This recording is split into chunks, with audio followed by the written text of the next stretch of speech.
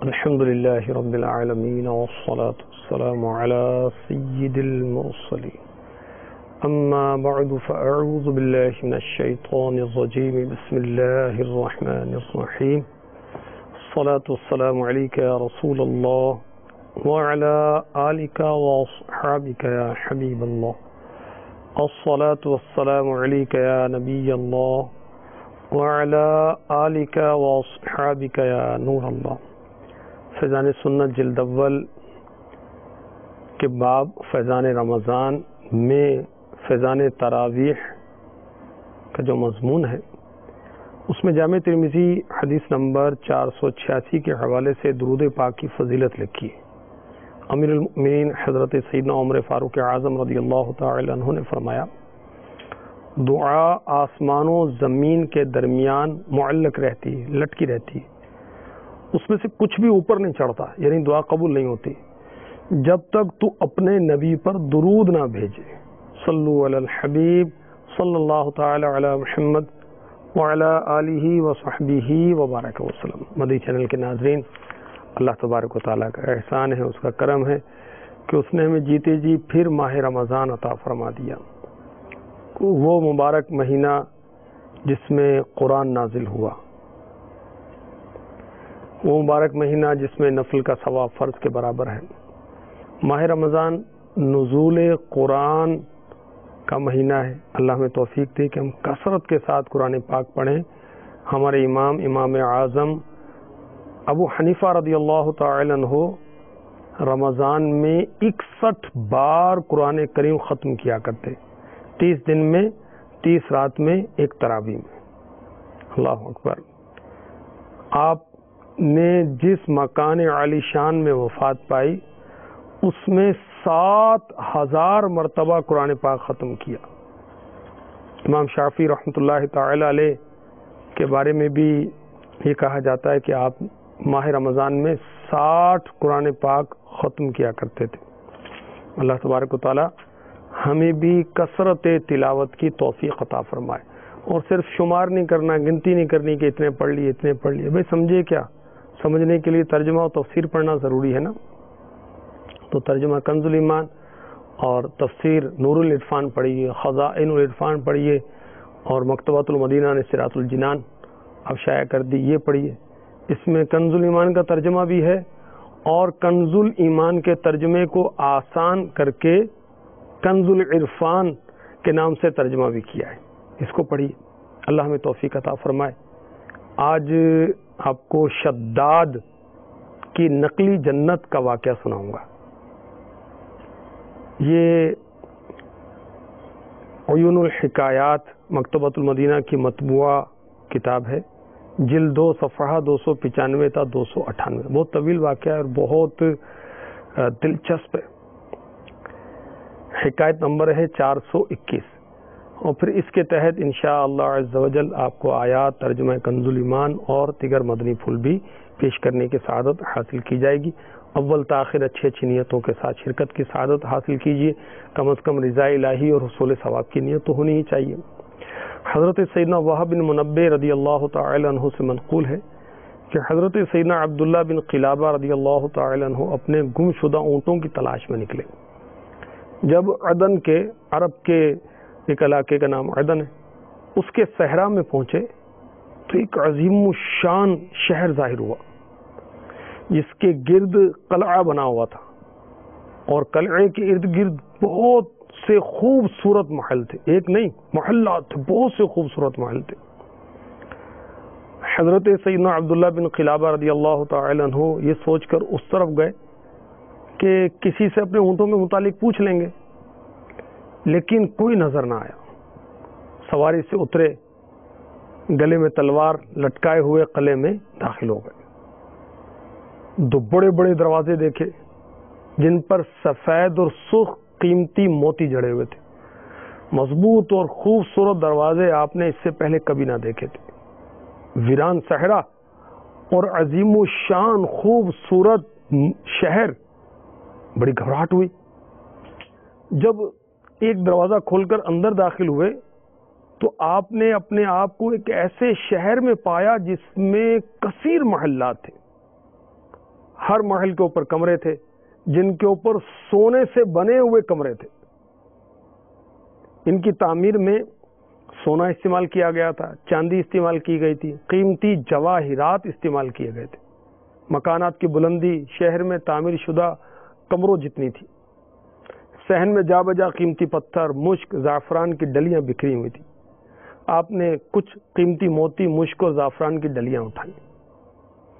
دروازوں اور صحن میں جو نصب شدہ موتی تھے، جواہرات تھے، ان کو جدا کرنا چاہا، وہ جدا نہ ہوئے. اونٹنی پر سوار ہوئے اور اسی قدموں پر واپس یمن پہنچے. لوگوں کو اس عجیب و غریب شہر کے متعلق بتایا، لائی ہوئی چیزیں دکھائیں. طویل عرصہ گزرنے کی وجہ سے موتیوں کا رنگ پیلا ہو چکا تھا. جب یہ واقعہ شہر میں، ملک میں مشہور ہوا تو حضرت سیدنا امیر المؤمنین امیر معاویہ رضی اللہ تعالی عنہ نے حضرت سیدنا عبداللہ بن قلابہ رضی اللہ تعالی عنہ کو بلا بھیجا. واقعہ پوچھا تو آپ نے عجیب و غریب شہر اور وہاں کی اشیاء کے متعلق سب کچھ بتایا. امیر معاویہ رضی اللہ تعالی عنہ کو یہ باتیں بڑی عجیب معلوم ہوئی. متعجب ہو کر پوچھا، تم نے یہ باتیں جو بیان کی ان کے سچ ہونے کے بارے میں کیسے یقین کر لوں؟ عرض کی حضور، میں وہاں کے موتی جواہرات اپنے ساتھ لایا ہوں، کچھ چیزیں اب بھی میرے پاس موجود ہیں. یہ کہہ کر کچھ یاقوت پیش کیے جو عام یاقوتوں کی نسبت قدرے پیلے ہو چکے تھے. مشک کی ڈلیاں پیش کی جن میں خوشبو نہ تھی، لیکن جب اس کو توڑا گیا تو تیز خوشبو نکلنے لگی. امیر المؤمنین حضرت سیدنا امیر معاویہ رضی اللہ تعالی عنہ نے اسے سونگھا تو زعفران کی خوشبو معلوم ہوئی. اب آپ کو یقین ہو گیا. لوگوں سے پوچھا، کوئی ایسا ہے جو مجھے اس عجیب و غریب شہر اور اس کے بنانے والے کے بارے میں بتائے؟ یہ بتائے یہ کس قوم کا واقعہ ہے؟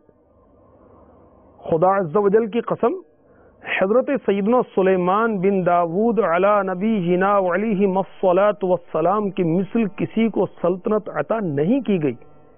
اس طرح کا شہر تو ان کے ملک میں بھی نہ تھا. بعض لوگوں نے عرض کی، یا امیر المؤمنین، اس دنیا میں، آج کے دور میں، اس زمانے میں اس واقعے کے متعلق صحیح معلومات حضرت سیدنا کعب الاحبار رضی اللہ تعالی عنہ ہی فراہم کر سکتے ہیں. آپ مناسب خیال فرمائیں تو انہیں بلوا لیں. حضرت سیدنا عبداللہ بن قلابہ رضی اللہ تعالی عنہ کو چھپا دیں. اگر واقعی یہ اس شہر میں داخل ہوئے ہوں گے تو حضرت سیدنا کعب الاحبار رضی اللہ تعالی عنہ شہر اور اس میں داخل ہونے کے بارے میں ضرور بتائیں گے، کیونکہ یہ عظیم معاملہ ہے. اور اس شہر میں داخل ہو کر اس کے اسرار یعنی رازوں سے واقف ہونے والے کا ذکر سابقہ کتب میں ضرور ہوگا. اے امیر المؤمنین رضی اللہ تعالی عنہ، اللہ عز و جل نے جو اشیاء زمین پر پیدا فرمائیں، جو واقعات، جو حادثات رونما ہوئے، مستقبل میں جو عظیم واقعات ہوں گے، وہ تمام کے تمام تورات میں مفصل یعنی تفصیلاً یعنی ڈیٹیل کے ساتھ بیان کر دیے گئے. اس وقت حضرت سیدنا کعب الاحبار رضی اللہ تعالی عنہ سابقہ کتب کے سب سے بڑے عالم ہیں. انشاءاللہ عز و جل وہ آپ کو اس واقعے کی ضرور خبر دیں گے. امیر المؤمنین حضرت سیدنا امیر معاویہ رضی اللہ تعالی عنہ نے کعب الاحبار رضی اللہ تعالی عنہ کو بلوایا. فرمایا، اے ابو اسحاق رضی اللہ تعالی عنہ، میں نے تمہیں ایک بڑے کام کے لیے بلایا ہے. امید ہے آپ کے پاس اس کا علم ضرور ہوگا. کہا، اللہ عز و جل علیم و خبیر ہے، اس کے سامنے سب عاجز ہے. میرا سارا علم اسی کی عطا سے. فرمائیے آپ کیا پوچھنا چاہتے ہیں؟ فرمایا، اے ابو اسحاق، مجھے بتائیے کیا دنیا میں کسی ایسے شہر کے متعلق تمہیں کوئی خبر پہنچی ہے جو سونے چاندی کی اینٹوں سے بنایا گیا ہو، جس کے ستون یعنی پلرز زبرجد اور یاقوت کے ہوں، جس کے محلات اور بالا خانوں کو موتیوں سے سجایا گیا ہو، جس میں باغات ہوں، نہریں ہوں، راستے کشادہ ہوں؟ حضرت سیدنا کعب الاحبار رضی اللہ تعالی عنہ نے فرمایا، اے امیر المؤمنین، قسم اس ذات کی جس کے قبضہ قدرت میں میری جان ہے، مجھے زن غالب تھا کہ اس شہر اور اس کے بنانے والے کے متعلق مجھ سے ضرور سوال کیا جائے گا۔ اس شہر کی جو صفات آپ نے بیان کی اور جو کچھ آپ کو بتایا گیا وہ حق ہے۔ اس کو شداد بن عاد نے بنایا اور اس کا نام یعنی اس شہر کا نام ارم ہے، جس کے بارے میں اللہ تبارک و تعالی نے اپنی کتاب قرآن مجید میں اس طرح ارشاد فرمایا، ارم ذات العماد التی لم یخلق مثلها فی البلاد، پاراتی سورہ فجر آیت نمبر 7-8۔ ترجمہ کنز الایمان، وہ ارم حد سے زیادہ طول والے کہ ان جیسا شہروں میں پیدا نہ ہوا۔ امیر معاویہ رضی اللہ تعالی عنہ نے فرمایا، ایک آپ رضی اللہ تعالی عنہ، اللہ عز و جل آپ پر رحم فرمائے، اس کے متعلق ذرا تفصیل سے بتائیے۔ فرمایا، اے امیر المؤمنین، عاد کے 2 بیٹے تھے، شدید اور شداد۔ جب عاد کا انتقال ہوا تو دونوں بیٹوں نے سرکشی کی، قہر و غضب سے تمام شہروں پر زبردستی مسلط ہو گئے۔ کچھ حکمران ڈر کر ان کی اطاعت پر مجبور ہوئے، بقیہ سے جنگ و جدال کر کے اپنی سلطنت میں انہوں نے شامل کر لیا، یہاں تک کہ تمام لوگ ان کے سامنے گھٹنے ٹیکنے پر مجبور ہو گئے۔ ان کے زمانے میں مشرق و مغرب میں کوئی ایسا نہ تھا جو خوش دلی یا مجبوری سے ان کی حکمرانی قبول نہ کرے۔ جب ان کی سلطنت مضبوط ہوئی، ہر جگہ ان کی بادشاہت کے سکے بیٹھ گئے تو شدید مر گیا۔ اب شداد اکیلا ہی پوری سلطنت کا بادشاہ تھا، کسی کو اس سے جنگ کرنے کی ہمت ہی نہ تھی۔ شداد کو سابقہ کتب پڑھنے کا بڑا شوق تھا۔ ان کتابوں میں جب بھی جنت اور اس میں موجود محلات، یاقوت، جواہرات، باغات کا تذکرہ پڑھتا یا سنتا تو اس کا شریر نفس اسے اس بات پر ابھارتا کہ تو بھی ایسی جنت بنا سکتا ہے۔ جب اس بدبخت و نامراد کے دل میں یہ بات بیٹھ گئی تو 100 خزانچیوں کو بلایا، ہر خزانچی کو 1000 مددگار دیے اور کہا، جاؤ روئے زمین کا سب سے بڑا اور عمدہ جنگل تلاش کرو، پھر اس میں ایک شہر بناؤ جو سونے، چاندی، یاقوت، زبرجد اور موتیوں سے مزین ہو، اس کے نیچے زبرجد کے ستون، اوپر محلات، بالا خانے ہوں، پھر ان کے اوپر مزید بہترین و عمدہ کمرے ہوں، ان کمروں کے اوپر بھی بالا خانے ہوں، محلات کے نیچے گلی کوچوں میں ستون، اوپر محلات ہوں، ہر قسم کے میوے دار درخت ہوں، ان کے نیچے نہریں بہتی ہوں، کیونکہ میں نے سابقہ کتب میں جس جنت کے بارے میں پڑھا اور سنا وہ ایسی ہی ہے، اور میں ایسی جنت دنیا میں ہی بنانا چاہتا ہوں۔ شداد ملعون کی بات سن کر خزانچیوں نے کہا، آپ نے اس شہر کی جو صفات بیان کی، اس کی تعمیر کے لیے اتنے سارے یاقوت، زبرجد، ہیرے جواہرات، سونا چاندی کہاں سے لائیں گے؟ کہا، تمہیں معلوم نہیں اس وقت ساری دنیا پر میری حکومت ہے؟ کہا، کیوں نہیں؟ بے شک ایسا ہی ہے۔ تو پھر ساری دنیا میں پھیل جاؤ، زمین پر، سمندر میں، جہاں جہاں زبرجد، یاقوت، ہیرے جواہرات کا خزانہ ہو سب لے لو۔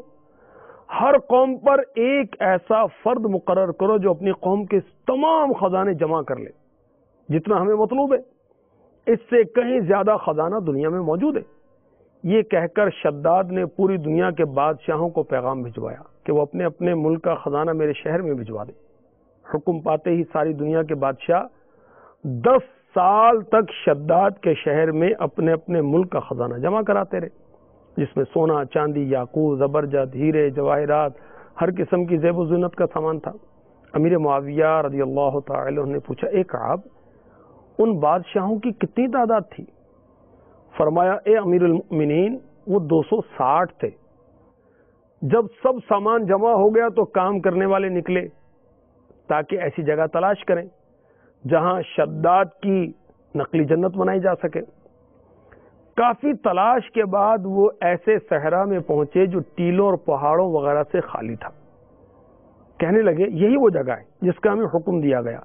بس پھر کیا تھا، کاریگر، مزدور جوک در جوک وہاں پہنچنے لگے، جتنی جگہ درکار تھی اس کی حد مقرر کی، چشمے کھودے، گلی کوچے بنائے، نہروں کے لیے گڑھے کھودے، ان کی جڑوں میں خوشبودار سفید پتھر رکھے، عمارتوں، ستونوں کے لیے بنیادیں کھودی گئیں، ان میں قیمتی بہت مضبوط پتھر لگائے گئے، زبرجد، یاقوت، سونا، چاندی، ہیرے جواہرات منگوائے گئے۔ کاریگر ستون بنانے لگے، معمار سونے چاندی کی اینٹوں سے محلات تعمیر کرنے لگے، دودھ اور خوشبودار پانی کی نہریں جاری کی گئیں، اور اس طرح اس شہر کی تکمیل ہوئی۔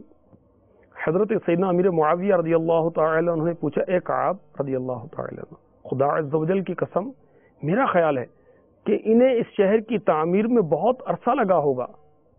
کہا جی ہاں، میں نے تورات میں پڑھا یہ کام 300 سال میں مکمل ہوا۔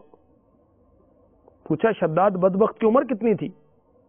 حضرت کعب الاحبار رضی اللہ تعالی عنہ نے فرمایا 900 سال۔ فرمایا اے ابو اسحاق، آپ نے ہمیں عجیب و غریب خبر دی ہے، اس کے بارے میں کچھ مزید بتائیے۔ فرمایا اے امیر المؤمنین، اللہ عز و جل نے اس کا نام ارم ذات العماد رکھا۔ اس کے ستون زبرجد و یاقوت کے تھے۔ اس شہر کے علاوہ پوری دنیا میں کوئی اور شہر ایسا نہیں جو یاقوت و زبرجد سے بنایا گیا ہو۔ چنانچہ فرمان خداوندی ہے، ارم ذات العماد التی لم یخلق مثلها فی البلاد۔ پارہ 30 سورہ فجر آیت نمبر 7 اور 8۔ ترجمہ کنز الایمان، وہ ارم حد سے زیادہ طول والے کہ ان جیسا شہروں میں پیدا نہ ہوا۔ اے امیر المؤمنین، اس جیسا کوئی اور شہر نہیں۔ جب شداد کو اس کی تکمیل کی خبر دی تو اس نے کہا جاؤ اس کے گرد مضبوط قلعہ بناؤ، اور قلعے کے گرد 1000 محل بناؤ، ہر محل میں 1000 جھنڈے گاڑو، اور ہر جھنڈے پر ایک مخصوص نشان بناؤ۔ یہ محلات میرے وزراء کے لیے ہوں گے۔ حکم پاتے ہی کاریگر مصروف عمل ہو گئے۔ فراغت کے بعد جب کاریگروں نے شداد کو خبر دی، اس نے اپنے خاص وزیروں میں سے 1000 وزراء کو حکم دیا کہ میری اس بنائی ہوئی جنت کی طرف چلنے کی تیاری کرو۔ ہر خاص و عام ارم کی طرف جانے کی تیاری میں لگ گیا۔ لوگوں نے جھنڈے اور نشانات اٹھا لیے۔ حکم جاری ہوا، میرے وزراء اور خاص عہدے داران اپنی عورتوں، خادموں، کنیزوں کو لے جانے کی تیاری کریں۔ پھر شداد بادشاہ نے وزراء اور دوسرے لوگوں کو بہت ساری دولت و خورد و نوش کا سامان دینے کا حکم جاری کیا۔ تمام لوگ 10 سال تک اس جنت میں جانے کی تیاری کرتے رہے۔ شداد نے 2 آدمیوں کو اپنے شہر کا نگران مقرر کیا اور اجازت عام دے دی، جو آنا چاہے میرے ساتھ آ جائے۔ اب شداد بڑے جاہ و جلال اور متکبرانہ فاتحانہ انداز میں بڑی شان و شوکت سے، جھوٹی شان و شوکت سے سپاہیوں کے جھرمٹ میں روانہ ہوا۔ جب شداد اپنے وزراء کے ساتھ اس جنت سے صرف 1 دن اور 1 رات کے فاصلے پر رہ گیا تو خالق کائنات، مالک لم یزل، قادر مطلق، خدائے بزرگ و برتر عز و جل نے اس پر عذاب بھیجا۔ آسمان سے ایک چیخ سنائی دی۔ شداد نامراد اپنی بنائی ہوئی جنت کی ایک جھلک دیکھے بغیر ہی اپنے تمام ہمراہیوں، ساتھیوں کے ساتھ ہلاک ہو گیا۔ سب لشکری تباہ و برباد ہو گئے۔ کوئی بھی اس شہر میں داخل نہ ہو سکا۔ اب قیامت تک بھی کوئی اس شہر میں داخل نہیں ہو سکتا۔ اے امیر المؤمنین، یہ تھا ارم کا سارا واقعہ۔ ہاں، آپ کے زمانے میں ایک شخص اس میں داخل ہوگا، وہ اس کی تمام چیزیں دیکھے گا، واپس آ کر بیان کرے گا، لیکن اس کی تصدیق نہیں کی جائے گی، کوئی اس کی بات ماننے کو تیار نہ ہوگا۔ یہ سن کر امیر المؤمنین حضرت سیدنا امیر معاویہ رضی اللہ تعالی عنہ نے فرمایا، اے ابو اسحاق، کیا آپ اس میں داخل ہونے والے شخص کی کچھ صفات بتا سکتے ہیں؟ فرمایا ہاں، وہ شخص سرخ اور بھورے اور پستہ قد ہوگا، اس کی آنکھیں نیلی ہوں گی، اس کے ابرو پر ایک تل ہوگا، وہ اپنے گمشدہ اونٹ کی تلاش میں اس صحرا میں جائے گا تو اس پر وہ شہر ظاہر ہوگا، اس میں داخل ہو کر کچھ چیزیں وہاں سے اٹھا لائے گا۔ اس وقت حضرت سیدنا عبداللہ بن قلابہ رضی اللہ تعالی عنہ حضرت سیدنا امیر معاویہ رضی اللہ تعالی عنہ کے ساتھ بیٹھے ہوئے تھے۔ حضرت سیدنا کعب الاحبار رضی اللہ تعالی عنہ نے ان کی طرف دیکھا تو فرمایا، اے امیر المؤمنین، یہی وہ شخص ہے جو اس میں داخل ہوا ہے، آپ اس سے وہ چیزیں پوچھ لیجئے جو میں نے آپ کو بتائیں۔ حضرت سیدنا امیر معاویہ رضی اللہ تعالی عنہ نے فرمایا، اے ابو اسحاق، یہ تو میرے خادموں میں سے ہے، وہ میرے پاس ہی ہے۔ فرمایا، یا تو وہ اس شہر میں داخل ہو چکا یا عنقریب داخل ہوگا، بس یہ وہی شخص ہے۔ یہ سن کر حضرت امیر معاویہ رضی اللہ تعالی عنہ نے فرمایا، اے ابو اسحاق، اللہ تبارک و تعالی نے تمہیں دوسرے علماء پر فضیلت دی ہے، بے شک تمہیں اولین و آخرین کا علم دیا گیا ہے۔ حضرت سیدنا کعب الاحبار رضی اللہ تعالی عنہ نے فرمایا، قسم اس پاک پروردگار کی جس کے قبضے قدرت میں کعب کی جان ہے، اللہ عز و جل نے کوئی چیز پیدا نہیں فرمائی مگر اس کی تفسیر اپنے برگزیدہ رسول حضرت سیدنا موسیٰ کلیم اللہ علی نبینا علیہ الصلوۃ والسلام کو بتا دی۔ بے شک قرآن کریم بہت بلند و عظیم اور وعید سنانے والا ہے۔ مدنی چینل کے ناظرین، شداد کی نقلی جنت کا بیان آپ نے سنا، اور یہ بھی پتہ چلا حضرت کعب الاحبار رضی اللہ تعالی عنہ کا علم کتنا تھا۔ اللہ اکبر۔ آئیے قرآن پاک میں پارہ 30 سورہ فجر کا جو ذکر ہے وہ آپ کو میں سناتا ہوں۔ ارم ذات العماد التي لم يخلق مثلها في البلاد وثمود الذين جابوا الصخر بالواد وفرعون ذي الأوتاد الذين طغوا في البلاد فأكثروا فيها الفساد فصب عليهم ربك سوط عذاب۔ ترجمہ کنز الایمان، کیا تم نے نہ دیکھا تمہارے رب نے عاد کے ساتھ کیسا کیا؟ وہ ارم حد سے زیادہ طول والے کہ ان جیسا شہروں میں پیدا نہ ہوا، اور سمود جنہوں نے وادی میں پتھر کی چٹانیں کاٹیں، اور فرعون کے چو میخا کرتا سخت سزائیں دیتا جنہوں نے شہروں میں سرکشی کی، پھر ان میں بہت فساد پھیلایا تو ان پر تمہارے رب نے عذاب کا کوڑا بقوت مارا۔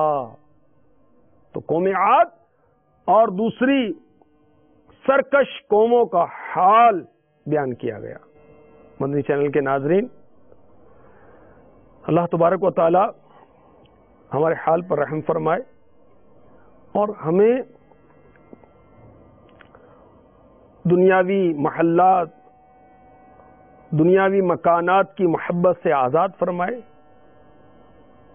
میرے آقا علیہ الصلوۃ والسلام کا ارشاد سنیے۔ جنتی محل کا سودا امیر اہل سنت کا جو رسالہ ہے اس سے صفحہ نمبر 39 سے عرض کر رہا ہوں۔ وہ نادان لوگ جو بلا ضرورت مکان، دکان، اس کی تعمیر، اس کی تزئین، اس کی ڈیکوریشن منہمک رہتے ہیں، بس سال تبدیل ہوا، فیشن تبدیل ہوا، ٹائلیں تبدیل ہوں گی، کچن کا انداز تبدیل ہوگا، واش روم کا انداز تبدیل ہوگا، لاکھوں لاکھ خرچ کر دیتے ہیں، کروڑ خرچ کرتے ہیں، بلا وجہ خرچ کر دیتے ہیں۔ سنیے مشکاۃ شریف حدیث نمبر 5182، مالک کے کونو مکان رسول ذیشان محبوب رحمان صلی اللہ تعالی علیہ وسلم کا فرمان علی شان، مسلمان کو ہر خرچ کے عوض اجر دیا جاتا ہے سوائے اس مٹی کے۔ اب اس حدیث کی شرح سنیے، مرآت جلد 7 صفحہ 19 سے۔ مفتی صاحب فرماتے ہیں، اچھی نیت کے ساتھ شریعت کے مطابق کھانے پینے، لباس وغیرہ خرچ کرنے میں ثواب ملتا ہے کہ چیزیں عبادات کا ذریعہ ہیں، مگر بلا ضرورت مکانات بنانے میں کوئی ثواب نہیں۔ لہذا عمارات سازی کا شوق نہ کرو کہ اس میں وقت اور مال دونوں کی بربادی ہے۔ خیال رہے یہاں دنیاوی عمارتیں وہ بھی بلا ضرورت بنانا مراد ہے۔ مسجد، مدرسہ، خانقاہ، مسافر خانہ اچھی نیت کے ساتھ بنانا تو عبادت ہے کہ یہ تو صدقات جاریہ ہیں، یوں ہی اچھی نیت کے ساتھ بقدر ضرورت مکان بنانا بھی ثواب ہے کہ اس میں سکون سے رہ کر اللہ تعالیٰ کی عبادت کرے گا۔ بعض لوگ دیکھے گئے کہ وہ ہمیشہ مکان کے توڑ پھوڑ، ہر سال نئے نمونے کے مکانات بنانے ہی مشغول رہتے ہیں۔ یہاں اچھی نیت کے ساتھ یہی مراد ہے۔ شاہ عرب محبوب رب صلی اللہ تعالی علیہ وسلم نے فرمایا، یہ سنن ترمذی کی حدیث پاک ہے، حدیث نمبر ہے 2490، سارے خرچ اللہ عز و جل کی راہ میں ہیں سوائے عمارات کی تعمیر کے کہ ان میں بھلائی نہیں۔ مرآت جلد 7 صفحہ 20۔ مفتی صاحب لکھتے ہیں، دنیاوی غیر ضروری عمارتیں بناتے رہنا اسراف یعنی فضول خرچی ہے۔ اللہ اکبر۔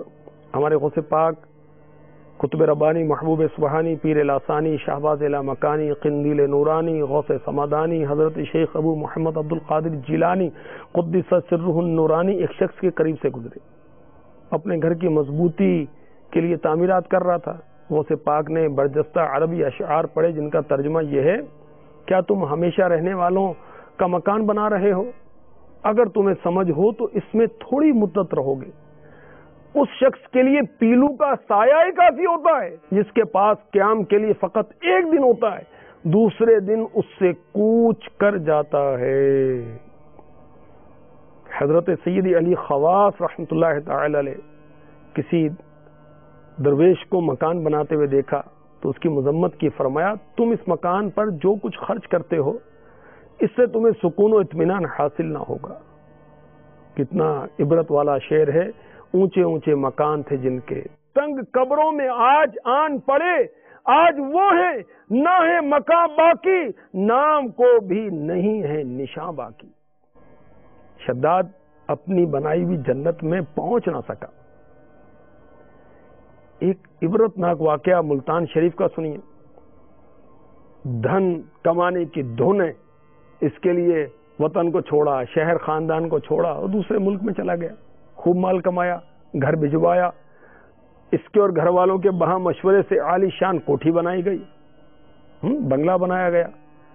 سال ہا سال یہ نوجوان رقم بھیجتا رہا، گھر والے مکان بناتے رہے، اس کو سجاتے رہے، یہاں تک کہ تکمیل ہوئی۔ یہ شخص وطن واپس آیا، اس عالی شان مکان میں رہائش کے لیے تیاریاں عروج پر تھیں، مگر مقدر اس مکان میں منتقل ہونے سے تقریباً ایک ہفتہ قبل اس کا انتقال ہو گیا، اور وہ نوجوان جو وطن کو، شہر کو، خاندان کو، ملک کو چھوڑ کر کہیں دور جا بسا تھا، اور سال ہا سال جوانی کے اس نے رقم کمانے کے لیے صرف کیے، وہ اپنے عالی شان مکان میں جانے کے بجائے قبر میں منتقل ہو گیا۔ اللہ اکبر، اللہ اکبر۔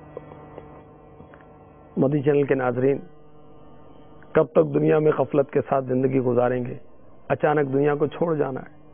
یہ لہلہاتے باغات، عمدہ عمدہ مکانات، اونچے اونچے محلات، مال و دولت، ہیرے جواہرات، سونے چاندی کے زیورات، منصب و شہرت، دنیاوی تعلقات کام نہیں آئیں گے۔ نرم نرم گدے تو گھر پہ رہ جائیں گے، بغیر تکیے کے فرش پہ ڈال دیں گے، خاک پہ ڈال دیں گے، قبر میں ڈال دیں گے۔ یہ عبرت کی جا ہے، تماشا نہیں۔ چل دیے دنیا سے سب شاہ و گدا، کوئی بھی دنیا میں کب باقی رہا؟ جیتنے دنیا سکندر تھا چلا، جب گیا دنیا سے خالی ہاتھ تھا۔ لہلہاتے کھیت ہوں گے سب فنا، خوش نما باغات کو ہے کب بقا۔ تو خوشی کے پھول لے گا کب تلک، تو یہاں زندہ رہے گا کب تلک۔ دولت دنیا کے پیچھے تو نہ جا، آخرت میں مال کا ہے کام کیا۔ مال دنیا دو جہاں میں ہے وبال، کام آئے گا نہ پیشے ذوالجلال۔ رزق میں کثرت کی سب کو جستجو، نیکی کی کرے کون آرزو۔ دل گناہ میں مت لگا پچھتائے گا، کس طرح جنت میں بھائی جائے گا۔ دل سے دنیا کی محبت دور کر، دل نبی کے عشق سے معمور کر۔ اشک مت دنیا کے غم میں تو بہا، ہاں نبی کے غم میں خوب آنسو بہا۔ ہو عطا یا رب ہمیں سوزے بلال، مال کے جنجال سے ہم کو نکال۔ یا الہی کر کرم عطار پر، یا الہی کر کرم سگے عطار پر، حب دنیا اس کے دل سے دور کر۔ اللہ اکبر۔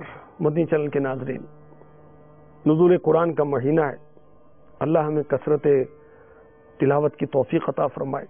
خالی تلاوت ہی نہیں، سمجھے بھی اس کو۔ رب کریم ہمارا خالق و مولا ہم سے کیا فرما رہا ہے۔ سورہ دخان پارہ 25 آیت 25 تا 29 بڑی عبرتناک آیات ہے۔ اللہ الرحمن عز و جل فرماتا ہے، کم ترکوا من جنات وعیون وزروع ومقام کریم ونعمت كانوا فيها فاكهين كذلك وأورثناها قوما آخرين فما بكت عليهم السماء والأرض وما كانوا منظرين۔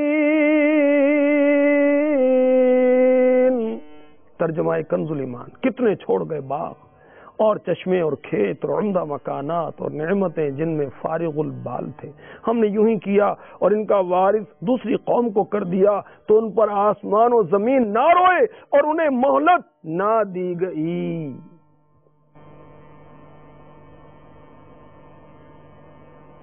تو خوب غور کیجئے، جس مکان کی ڈیکوریشن میں ہم مست و معرب ہیں، یہ کب تک اس میں رہیں گے؟ ایک بزرگ رحمۃ اللہ تعالی علیہ نے اپنے مکان کو دیکھا تو اولاً خوش ہوئے، پھر رونے لگے اور کچھ اس طرح کا فرمایا کہ اگر تجھ میں رہنا ہوتا تو میں غم نہ کرتا۔ اللہ تبارک و تعالی ہمیں عبرت کی توفیق عطا فرمائے۔ میں مدنی چینل کے ناظرین کو، اپنے اسلامی بھائیوں کو مدنی ماحول میں اعتکاف کرنے کی دعوت دوں گا۔ الحمدللہ عز و جل ماہ رمضان پورے مہینے کا اعتکاف دعوت اسلامی کے مدنی ماحول میں 100 سے زائد مساجد میں ہو رہا ہے، اللہ کی رحمت سے امید ہے، اور 10 دن کا آخری عشرے کا اعتکاف یہ تو اللہ کی رحمت سے سینکڑوں مساجد میں ہوگا۔ آپ جس شہر میں رہتے ہیں امید ہے اس شہر کے مدنی مرکز میں بھی اعتکاف کی ترکیب ہوگی۔ آپ اسلامی بھائیوں سے رابطہ کر کے وہاں اعتکاف کی بہاریں لوٹنے کے لیے پہنچ جائیے۔ انشاءاللہ آپ کو علم دین سیکھنا نصیب ہوگا، اخلاق اچھے ہو جائیں گے اللہ کی رحمت سے۔ امیر اہل سنت فرماتے ہیں بگڑے اخلاق سارے سنور جائیں گے، مدنی ماحول میں کر لو تم اعتکاف۔ بس مزہ کیا، مزہ کو بھی مزے آئیں گے، مدنی ماحول میں کر لو تم اعتکاف۔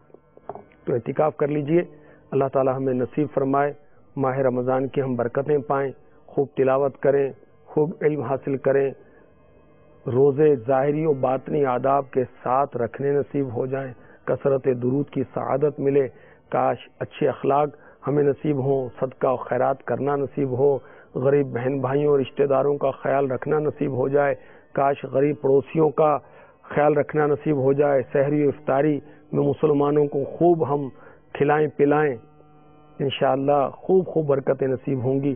اللہ تبارک و تعالی ہمیں اپنے محبوب کے صدقے میں جنت عطا فرما دے، جنت کے محلات عطا فرما دے، اپنے کرم سے اس محلے میں جگہ ہمیں نصیب ہو جائے جو اس کے محبوب کے پڑوس میں ہو، کاش، آمین۔